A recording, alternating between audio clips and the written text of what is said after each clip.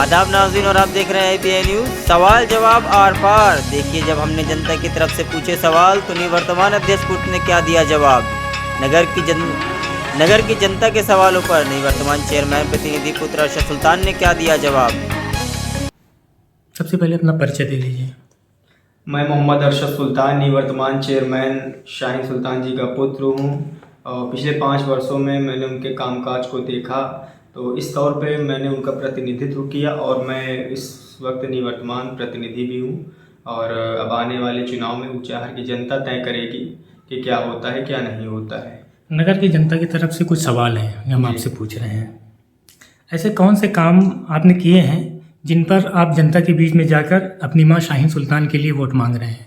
देखिए, सबसे पहले तो हम आपके चैनल के माध्यम से ऊंचाहार नगर पंचायत वासियों का आज जो हमारे साथ लोग जुड़े हैं, हर समाज हर वर्ग और मैं समझता हूँ सभी जाति धर्मों के लोग जो संपूर्ण समर्थन देकर आज हमें चुनाव लड़ा रहे हैं और बल्कि चुनाव जिता भी रहे हैं। तो सबसे पहले तो आपका सवाल था कि आप किस कामों पे जनता के बीच जा रहे हैं, तो उसी पे मैं आता हूँ। तो सबसे पहले आप ये समझिए कि जब वर्ष 2017 में हम चुनाव जीते, चुनाव जीतने के बाद सबसे बड़ी चुनौती थी आपसी भाईचारा और सौहार्द, जिसको मैंने एक तरफ से पूरी तरह से 10 वार्ड में काम करके, चाहे वो काम पानी सप्लाई का रहा हो, जो विकराल समस्या आपको याद होगा कि ऊंचाहार नगर पंचायत के अंदर सबसे बड़ी विकराल समस्या जल संकट थी। जल संकट थी। जल संकट में यहाँ तक आपने ये भी देखा होगा कि वार्डों में जगह जगह जो है वो मंगवा के टैंकर मंगवा के लोगों को पानी दिया जा रहा था। लेकिन उसके बाद हम लोगों ने ये डिसाइड भी किया था और ये हमारे संकल्प पत्र में था कि हम लोग नगर पंचायत में लगभग सारे वार्डों में पानी की पाइपलाइन बिछाकर निःशुल्क उनको पानी देने का काम करेंगे। और जहाँ तक हम लोग कामयाब भी हुए, लेकिन उसके बाद जब 3 माह अभी 4 माह हमारे कार्यकाल को ख़त्म होने को हुआ, तो इसमें अधिशासी अधिकारी नगर पंचायत द्वारा यहाँ इनको हटाकर समरसेबल के डब्बों को हटाकर, स्टार्टर को हटाकर पानी रोका गया। लेकिन हम जनता से वादा करते हैं और ये संकल्प लेते हैं कि जब तक नगर पंचायत की जनता हमें दुआ और आशीर्वाद देती रहेगी, तब तक हम नगर पंचायत वासियों को निःशुल्क पानी देते रहेंगे। बिल्कुल। दूसरा, आपके ऊपर आरोप है कि ऐसे प्रत्याशी समेत कई अन्य लोग आरोप लगा रहे हैं कि प्रधानमंत्री आवास योजना के अंतर्गत आवंटन में लोगों से रुपए लेकर भ्रष्टाचार किया गया है। कितनी सच्चाई है इसमें? देखिए, सही है कि चुनाव के वक्त प्रत्याशी अलग अलग आरोप और प्रत्यारोप लगाते हैं। वो किस लिए लगाते हैं ये आप भी समझ रहे हैं, आप भी जान रहे हैं। उनका एजेंडा होता है कि वर्तमान में जो उपलब्ध हो या वर्तमान में जो अध्यक्ष हो या चेयरमैन हो, उसके ऊपर आरोप प्रत्यारोप लगाकर नगर पंचायत में अपने चुनावों को सेट किया जा सके और चुनाव को जनता के बीच बनाया जा सके। लेकिन मैं समझता हूं कि आज वो प्रत्याशी पूरी तरह से विफल हैं, क्योंकि वो न प्रूफ दे पा रहे हैं न वो दे पा रहे हैं। और मैं जनता से भी कहता हूं कि अगर मेरे घर का एक भी सदस्य आपकी चौखट पे, आपके दरवाजे पे अगर 1 रुपये भी मांगने गया हो प्रधानमंत्री आवास में, तो आप मुझे वोट मत देना। मैं ये चैलेंज और चुनौती देता हूँ और सौभाग्यशाली समझता हूँ अपने आप को कि जनता ने हम पे विश्वास जताया और हम जनता के दरवाजे नहीं खड़े हुए पैसे के लिए, बल्कि दूसरी तीसरी किस्त के लिए हमने रायबरेली डूडा ऑफिस में लड़ाई लड़ी है। उनके पैसे लगवाने के लिए हमने नगर पर वहाँ से जो सर्वेयर आता है उसको हमने टाइट किया। तो लगातार आज इतिहास है और हमारे ऊंचाहार के लिए गौरवशाली पल है कि जहाँ 2017 में 80% घर कच्चे थे, वहीं आज 2023 में अगर किसी को एक कॉलोनी मिल चुकी है तो उसका कच्चा घर इसलिए छूटा होगा कि उसके बेटे को दूसरी कॉलोनी मिल जाए। आरोप है कि आपने अपने करीबियों को आवास दिलाया है। देखिए, करीबियों नहीं, सबसे पहले तो ये जान लीजिए कि नगर पंचायत का सबसे पिछड़ा गरीब वर्ग, वो वर्ग जिसे जरूरत थी कॉलोनी की, वो वर्ग जो अपने पक्की छत के लिए तरस रहा था, करा रहा था, वो चाह रहा था कि हमारे छत पे पक्की छत मिल जाए। और मैं अपने आप को सौभाग्यशाली समझता हूँ कि आज वर्ग का एक पिछड़ा, एक गरीब और सबसे मिडिल और लोअर क्लास का वर्ग जिसके ऊपर आज छत है, मैं भाग्यशाली और गौरवशाली समझता हूँ मैं खुद को, अपनी माता शाहीन सुल्तान जी को, जिनके कार्यकाल में, जिनके अथक प्रयासों से आज उनके छत पे सर पे पक्की छत है। एक सवाल के बाद मैं फिर एक बड़े सवाल पर आता हूँ। बिल्कुल। तो जनता, नगर की जनता जानना चाहती है आपसे, आपने प्रतिनिधित्व किया है, कि आपने अपने कार्यकाल में ऐसे 5 काम किए हों जो आप गिना सकते हैं, वो आप गिना दीजिए। सबसे पहले तो बहुत बड़ी उपलब्धि 5 नहीं, हम 50 काम आपको गिनवा देंगे। फिलहाल जो 5 एक चीज़ों में 50 काम है, वो चीज़ ये है कि हमारे विधायक आदरणीय डॉक्टर मनोज कुमार पांडे जी के अथक प्रयास से हमने लड़ाई लड़ा सचिवालय जाके। भाजपा की सरकार थी, ये सही है।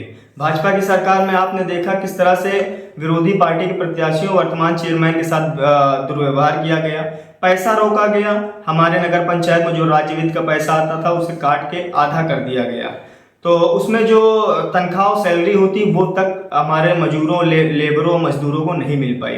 लेकिन ये सही है कि हमारे लेबर और मजदूर और जो नगर पंचायत के जितने स्वीपर और कर्मचारी हैं, मैं उन पर फख्र महसूस करता हूँ, गर्व महसूस करता हूँ कि उन्होंने काम नहीं छोड़ा। रही बात काम की, तो सबसे पहले हम लोगों ने कोरोना के बाद जब बहुत बड़ी आपदा, ईश्वर अल्लाह ना करे कि दोबारा ऐसी आपदा आए नगर पंचायत के अंदर, ये संपूर्ण विश्व में, संपूर्ण देश में, जब लोग तरह तरह से अपने घर से नहीं निकल रहे थे, जब उनको ज़रूरत थी कि कोई उनके साथ कंधे से कंधा मिलाकर खड़ा हो। आज चुनाव के टाइम तो बहुत लोग वादा करते हैं, मैं किसी का नाम नहीं लेना चाहता, मैं किसी की बुराई नहीं करना चाहता, क्योंकि मैं अपना चुनाव लड़ रहा हूँ, किसी की बुराई करने के लिए चुनाव नहीं लड़ रहा हूँ। हाँ, लेकिन इसके विपरीत लोग आपका नाम लेते हैं। लेकिन आप अक्सर देखे होंगे कि जितने प्रत्याशी लड़ रहे हैं वो हमारा नाम ही लेते हैं, हमारी ही बुराई करते हैं। लेकिन हम धन्यवाद देते हैं उन प्रत्याशियों को कि जिनकी हमारी बुराई करने पर ऊपर वाला हमें और बुलंदियों पे ले जाता है। मैं आता हूँ काम पे। आपने काम के बारे में पूछा कि 5 काम कैसे हैं। 5 काम, सबसे पहले तो जब 2017 में जीते, लगभग 18 लग चुका था, दिसंबर से 18 जनवरी लग चुका था। उसके बाद सबसे पहले हम लोगों ने कोशिश किया कि भाईचारा जो ख़त्म हो चुका था नगर पंचायत, उस भाईचारा को कायम किया जा सके। दूसरा काम हमारा ये था कि जब कोरोना आया, लॉकडाउन आया, उसके बाद हम लोगों ने जो हम लोगों से हो सका, छोटी बड़ी जितनी आर्थिक सहायता हो सकी, हम लोगों ने सहायता पहुँचाने का काम किया। बड़ी बात यह है कि हम लोगों ने रात के अंधेरे में लोगों को राशन किटें और आर्थिक सहायता पहुंचाई। ये नहीं कि हम एक मास्क पकड़ा कर लोगों की फ़ोटो खींचे, उनकी बेइज्जती करें, उनको बदनाम करने की कोशिश करें सोशल मीडिया, क्योंकि मनुष्य की इज्जत ही उसका संपूर्ण विकास होती है। तो उसके बाद ये इन दोनों कामों के बाद उसके बाद जो नगर पंचायत हमारी, जहाँ पानी का संकट था, उसको हमने समरसेबल पाइपलाइन बिछवा के सब कुछ सही करवाया, दुरुस्त। आज लोगों को 24 घंटे बिजली से पानी मिल रहा है समरसेबल द्वारा। उसके बाद जो बोर भ्रष्ट हो गया था 2012 से 17 के कार्यकाल में, जिसमें हमारे विधायक जी के अथक प्रयास से 53 लाख रुपए की लागत से हमने उसको सही करवाया। उसके बाद जो है एक दीवान तालाब के सौंदर्यीकरण का मामला आया, जिसको हमने करवाया। उसमें कुछ काम रह गए हैं जिसकी किस्त रखी हुई है, उसमें काम चलेगा। फिर जो सबसे बड़ा काम, जो हमने आपको बताया था कि हमारे 5 काम में 50 काम हैं, जो हमारे पास टेंडर की कॉपी रखी है, हमारे पास पूरा पत्र रखा हुआ है, किन रोडों का, किन नालियों का टेंडर हुआ है, हमारे विधायक जी के अथक प्रयास से, हम लोगों के अथक प्रयास से, और बहुत बड़े संघर्ष के बाद। आप समझ सकते हैं कि हम समाजवादी पार्टी के प्रत्याशी थे, चेयरमैन थे, और सामने भाजपा सरकार थी। लेकिन बहुत बड़े संघर्ष और लड़ाई के बाद आज नगर पंचायत को आदर्श नगर पंचायत का दर्जा भी दिलाया गया और 3 करोड़ का बजट भी पास करवाया गया, जिसमें 30 लाख रुपए की लागत से 3-4 रोडें बन गई हैं, जिसका साक्ष्य और प्रमाण हमारे पास मौजूद है। जब आपको चाहिए ले लेना। और नगर पंचायत के नाला पुल पे जो एक हाई मार्क्स 12 मीटर की लाइट लगी है, वो भी उस आदर्श नगर योजना के अंतर्गत है। अभी आपने बताया कि दीवान तालाब का आपने सौंदर्यीकरण कराया, लेकिन आरोप है, आप ही के ऊपर आरोप है कि दीवान तालाब के सौंदर्यीकरण में पैसों को लेकर बड़ा खेल किया गया है। देखिए, सही है कि प्रत्याशी आरोप प्रत्यारोप करते रहते हैं। चुनाव है, वो जानते भी नहीं कि वहाँ नगर पंचायत में चल क्या रहा है। हवाई बातों को लेकर, लोगों की कहासुनी को लेकर प्रत्याशी आरोप लगाते रहते हैं। लेकिन ये सच है। मैं आपसे भी कहना चाहता हूँ पत्रकार महोदय कि आप जाएं नगर पंचायत में दीवान तालाब के पूरे एस्टीमेट को देखें, जिसमें 30 लाख रुपए की लागत उत्तर प्रदेश सरकार द्वारा हम लोगों ने स्वीकृत कराई थी, जिसकी पहली किस्त 1.5 लाख रुपए आती है।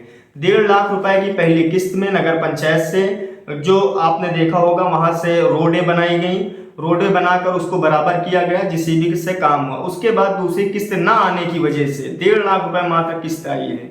दूसरी किस्त ना आने की वजह से वो काम रुका है।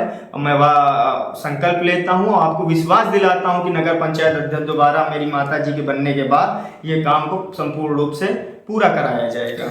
आप लोगों से मिल रहे हैं, जनसंपर्क कर रहे हैं, ऐसे में आपके साथ में नगर की जनता साथ में आपके चल रही है और आपको कहीं ना कहीं साथ दे रही है। लेकिन लोगों को इसमें भी आरोप है, हंसने वाली बात है, इसमें भी आरोप है बिल्कुल। कि कई लोगों को ये संशय है कि आपके जनसंपर्क में लोगों को किराए पे बुलाया जाता है। तो ऐसे तो छोड़ दीजिए, फिर एक सवाल हम लेते हैं कि नहीं, इसी पे हम जवाब दे देते हैं कि किराए पे बुलाए जाते हैं। बिल्कुल जवाब लीजिए, आपने सवाल पूछा तो हमसे जवाब लीजिए। देखिए, मैं फिर कहता हूँ, मैं किसी की बुराई नहीं करूँगा, कौन क्या कर रहा है कौन क्या, लेकिन ये सच है कि लोगों को नगर पंचायत के आदमी बुलाने पर नहीं आ रहे हैं, न मिल रहे हैं और न आ रहे हैं। और मैं आपको विश्वास दिलाता हूँ कि आप पता कर लीजिए कि 10 वार्ड से 10-10, 20-20 लोग हमारे साथ जनसंपर्क में चल रहे हैं। और कल लास्ट दिन जो इससे पहले जो महिलाओं की टोली थी, तो सैकड़ों की तादाद में हमारी अलीगंज की माताएं बहनें थी, उसमें मजहारगंज की माताएं बहनें थी, हिंदू समाज की जो माताएं बहनें थी, जिन्हें आशा है शाहीन सुल्तान जी से कि वो उनके लिए कुछ करेंगी या उनके लिए कुछ किया है या उनको कुछ सम्मान दिलाया है। और ये सही है कि जब समाजवादी पेंशन मिल रही थी तो शाहीन सुल्तान ही ऐसी महिला थी जिन्होंने 1000 समाजवादी पेंशन औरतों को दिलवाई थी। आज वही औरतें नगर पंचायत अध्यक्ष शाहीन सुल्तान जी के साथ घूम रहे, हिंदू मुसलमान सभी वर्गों की औरतें। मुझे गर्व है, फक्र है उन लोगों पे।